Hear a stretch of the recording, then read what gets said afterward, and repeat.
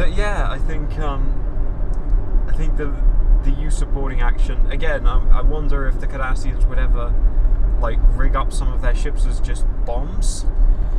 Yeah, well, I mean, also you see in DS9 that kind of final protocol they have with the little replicating automated phasers. Yes.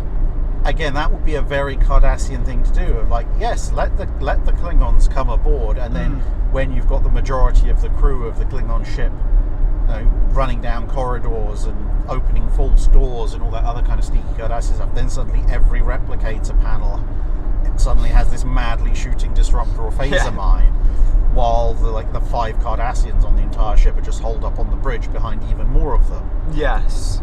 Yeah, and it's again, you can't really just bat-left that thing. No.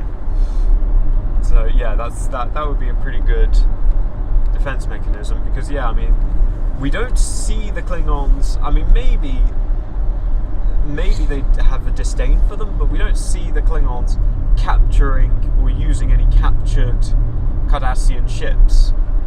No. And partially that's because you might say, like, Alpha Cannon is very bad at showing captures. But we have seen tons of birds of prey being used by just about everyone, including the Ferengi. I think the only people we haven't seen using a Klingon bird of prey are the Romulans, who are the people the ship was originally intended to belong to. Yes, bizarrely enough. Well, it's like, again, if you delve into Beta Canon, and it's like, well, why would they want one? Like, they have the Winged Defender, which is, a bird of prey, but bigger and better and cooler. Yeah, I mean, I think also I suspect that,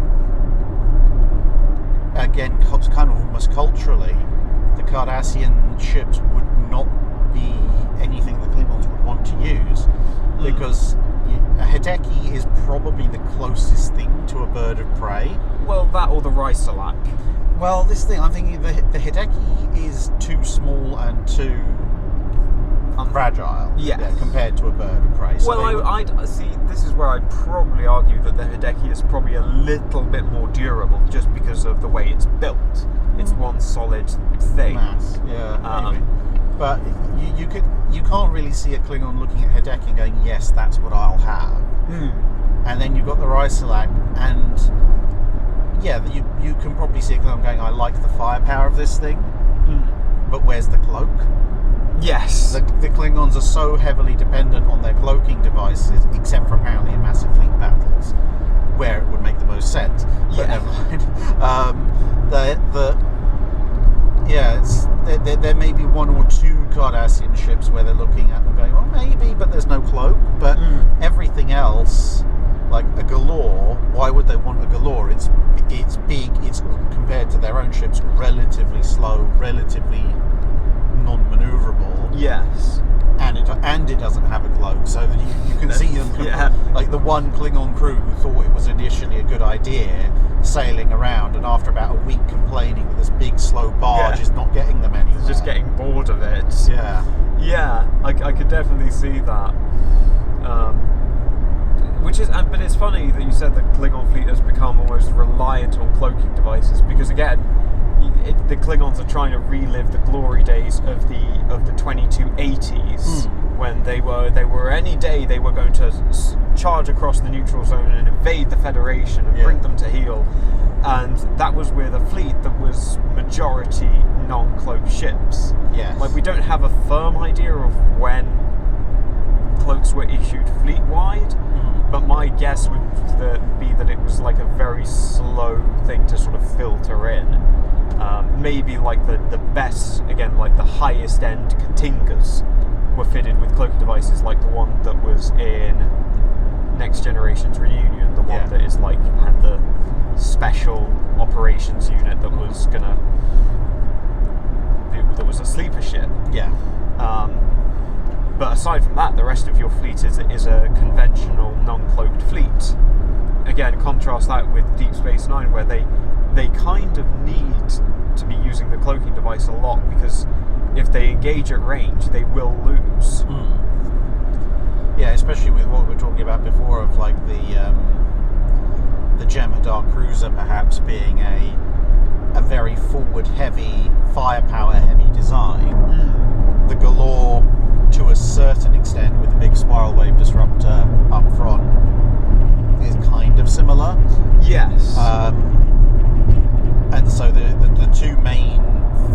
scale opponents they're up against. Yeah, if you've got a Vorcha fleet, let's say, and you run head on at a Jemadar cruiser fleet or a Galore fleet or a Dominion or a mix of both, you're probably going to take a lot more losses at long range than they are, which means that when you arrive, you're going to arrive with a lot fewer ships than they have, which immediately puts you on a back foot.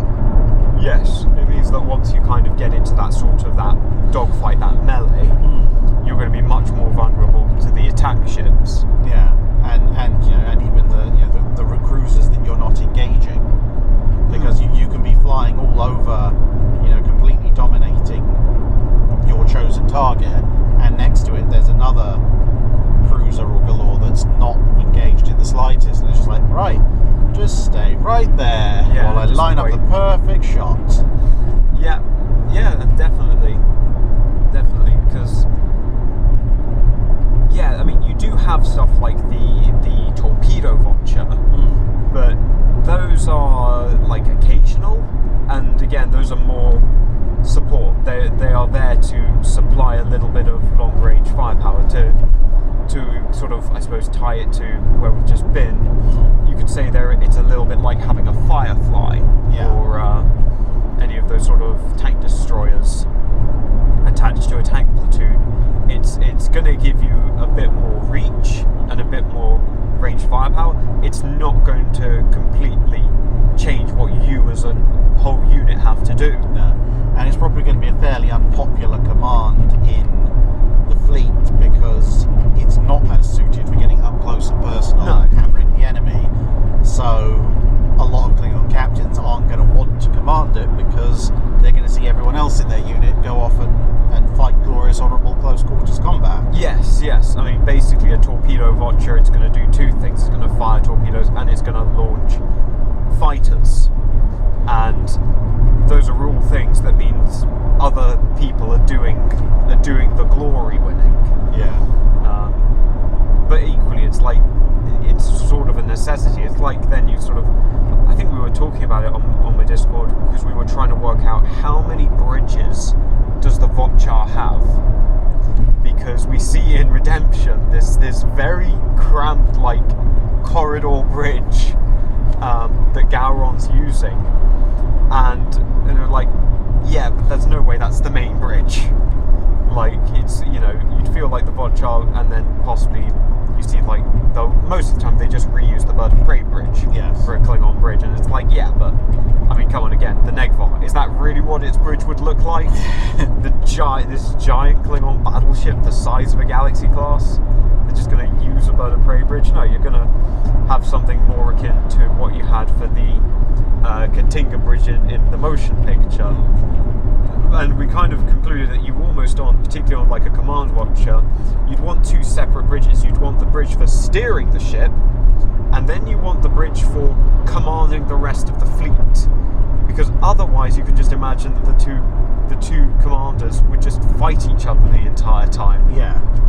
And I suppose also, sometimes we talk about things like bridge modules and everything, and I just wonder if, you can almost guarantee everyone in the Klingon fleet has at some point served on a Bird of Prey, and probably early on in their career.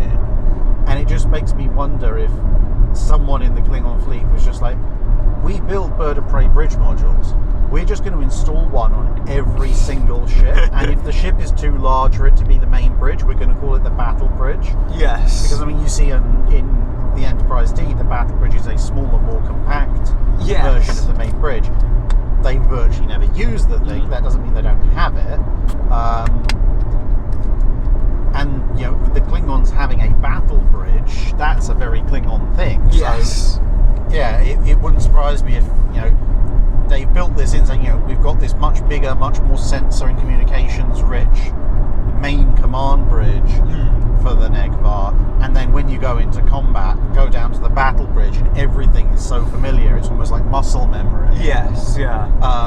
Because you see, like, sometimes when in the occasional time you see a Klingon ship that's doing fleet command, you see somebody say, giving orders to half a dozen different formations in a fleet, and you're looking at the one poor old comms officer like, there is no way that guy is getting all those messages out in time. No, yeah. Before to all these different ships before the maneuver actually has to be executed, which makes me wonder if that comms officer is basically just manning a panel which is essentially controlling some loudspeakers on the main bridge where there's about 15 different comms officers, and he's just like, yeah guys, did you get that? And like, yep, okay, and everyone's doing their thing.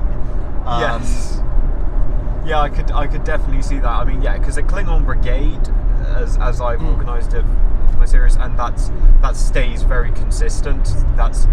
You can almost observe it in Way of the Warrior, the way you see a mix of ships engaging, and then the way like you seem to have birds of prey attached to Vorcha or Katingas operating together. Yeah. And so about 30 ships, and then that's essentially, well, each unit is kind of, you then have your 10 sort of, you have a sub-unit of then 10, that's 3 to command, and then hopefully, so it depends on whether or not you're wanting to do a brigade level maneuver or a down to a squadron level maneuver, and that will then dictate at what level the command has to be passed to. And then given the propensity of Klingons to A, like battle, and B, like tradition, you can actually see quite a number of Klingon commanders who are just like, well, I've been to the battle bridge and I've been to the main bridge, but I grew up flying birds of prey. I like this battle bridge, and they just kind of semi-permanently move into the battle bridge. Yes. So you've got these guys on the main bridge somewhere who are just like, well, he shows up like once a month to week, say hello, and they're just happily getting on with stuff. Yes. Well, it's like Worf on he moves into the Defiant. I can't remember what episode of Deep Space Nine is, but it's great. He moves into the Defiant because it's smaller and more compact. Yeah. And it's like, but hang on, didn't you? I think it's just that he hates all the shenanigans on the station, because it's not that it reminds him of the Enterprise. No. It's just that I think it's part of him sort of role-playing as a Klingon. Yeah. He can pretend that he's on a bird of prey. Yeah. So I think this is the thing. There's so much to unpack. We're given a lot of like little teasers and threads that we can follow, that you can expand into a much larger universe with a lot more idea of what's going on and why from these little background bits where you hear about something. And for a Star Trek fan, it would make an absolutely fantastic little mini-series. Yes. I suspect the main reason why we might not ever see it on the big screen, if you like, or on streaming or whatever, is probably because as a Klingon Cardassian war, there's not really going to be any human point of view characters. Yes. Which, yeah, I think it's a shame. If I was to brief, I've mentioned this before a couple of times. If I was to pitch a series to CBS, I'd say Star Trek Klingon. Let's have it about the founding of the Empire in sort of the slow build up, and we can kind of touch base with eras that are familiar. But it's fundamentally it's basically space Vikings / samurai. Yeah, or even just Star Trek Worf. Michael Dorn had a whole pitch ready for them. Yeah. And for some reason they didn't. I was like, why would you not go for Star Trek Worf? I'm never subscribing to Paramount Plus or CBS All Access or whatever nonsense it is they're sticking everything on. But if they did Star Trek Worf, I'd be like, give me here, take my money. Well, it's like my biggest disappointment is that we didn't get, in the 90s, we didn't get Star Trek's Sulu. Yes. Because that could have been, we could have had that instead of Voyager. And it's like, there's some nice things in Voyager. I think one of the best episodes of Voyager is where they basically do a flashback to Excelsior. And it's like, this is the show we could have had. Yeah, and I mean, even if they'd followed up Voyager, because you had TNG, which ran into DS9, which ran into Voyager, and then there was this kind of gap, and then you got Enterprise. but if you'd gone from Voyager over to the Lost Years, Sulu, Excelsior, whatever you wanted to title it, not only would that have given us something sitting in between, which also would have been, I think it also, just from a technical perspective, it would have been quite an interesting show, because DS9 was kind of transitioning from models to CGI. Yes. But it looked good back in the day, but like these days, unless you're watching a 4K upscale, you can kind of see the CGI became dated. Yes, yeah. And then you've got Voyager, which is, when they really put their efforts into it, it's good, but there's still quite a bit of, especially nowadays, watching it going, that was a bit of a miss in the CGI department. Yes. And then you get Enterprise, which is basically full CGI all the time, and it was designed for at least, maybe not 4K, but it was at least designed for 1080p. Yes. And it still looks pretty good. Yeah, and Sulu would have been that kind of a bridge between the mostly CGI, but the occasional practical effect that we see on Voyager, over to the full 1080p CGI we see in Enterprise. So it would have been a very interesting technical tour de force, as well as an interesting storyline. Yes. It fills in a gap, and it would also then, I think, maybe make the introduction of Enterprise as its successor a little less jarring, because we're walking back in time. Yeah. I think that would have been nice. And it's a great shame that we didn't get it, because they even set it up at the end of Star Trek 6. Yeah. It's like, we're done now, we're going off, we've finished our adventure, but off goes Sulu on his. Yeah. So, and at that point, when most of the TOS cast was actually still alive, whenever one of them needed a couple of extra quid spare change, it'd be like, hey, would you want to guest star on an episode? Easy enough as well. All right, well, I think that wraps us up, doesn't it? Yeah, I think that they're two-part at Tiger Day - in transit broadcast. So if you guys like this form of broadcast, well, you can let us know in the comments below, but we can't exactly just go cruising down the M3 for an hour just for fun at random. But who knows, there's other stuff going on. I think DST this year is in Germany, isn't it? I'd have to look that up. I think it was. I was tempted to go over. I think I was, because I was looking at it thinking, I might go over, and there's still like post-COVID travel issues for a lot of the stars. So I was just like, when they get a decent enough guest list, I'll head over. But I think if I'm right, and this is DST was in Germany, then next time it'll be in the UK. Oh, that'd be great. Yeah, it's been an absolute pleasure hanging out with you, Drake. It's been a great time. Yeah, it's likewise. It's not often you just get to sit and talk for hours upon end about Star Trek and everything related to it, with people who don't look at you like you're immediately crazy. You're insane. Yes. Yeah. So see you all later, guys, and more travel vlogs, etc. Visits to random Star Trek events if you like. Right. See you guys. Bye.